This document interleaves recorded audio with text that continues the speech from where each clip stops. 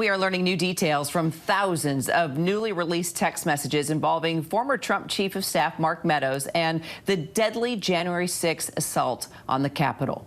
The latest messages to be made public include numerous texts from Republicans close to Trump pleading with him to do something to stop the attack. Even former Trump Chief of Staff Reince Priebus texting in all caps, "Tell them to go home." Plus, Donald Trump Jr. begging Meadows to push his father to make a statement, texting he's got to condemn this expletive ASAP.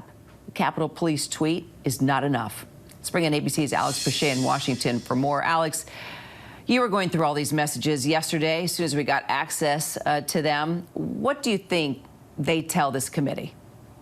Well, Kira, more than 2,000 messages confirmed to be accurate by ABC News. And they tell us just how chaotic the days leading up to January 6th, the actual day of January 6th was, and then also just how many within President Trump's inner circle were begging, pleading with one of his closest advisors, Mark Meadows, Chief of Staff at the time, to get him to say something. They thought that he, President Trump, former President Trump, was the one person who could potentially dissolve that angry mob that was then attacking the Capitol.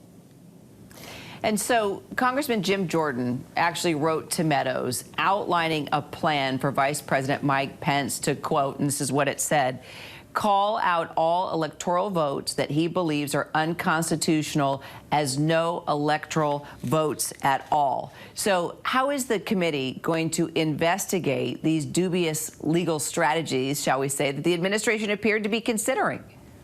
Well, I mean, these are the strategies, right? That was one of the influences of this committee. Why it was formed to begin with, a potential undermining of the American people and the votes that they had cast. And so they will be looking at these text messages. I'm sure a slew of other documents just to see, what holes there are potentially in the electoral process going forward, how to shore those up. But certainly hearing these texts or seeing these texts, reading these texts from Jim Jordan to Mark Meadows has to be alarming for the committee.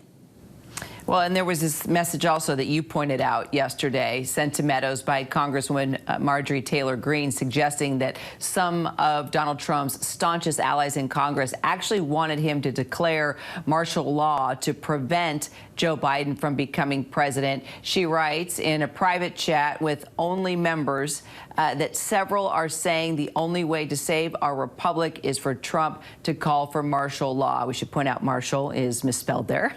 Just how close did the nation come to a constitutional crisis, you think, as we weed through these tweets?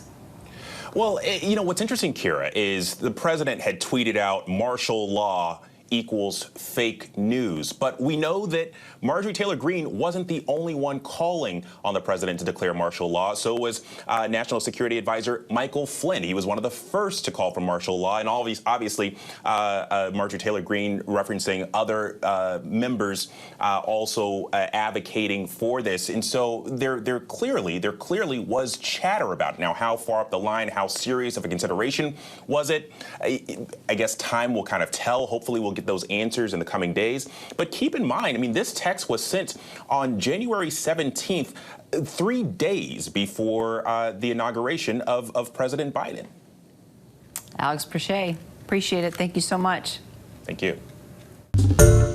Hi, everyone. George Stephanopoulos here. Thanks for checking out the ABC News YouTube channel. If you'd like to get more videos, show highlights, and watch live event coverage, click on the right over here to subscribe to our channel. And don't forget to download the ABC News app for breaking news alerts. Thanks for watching.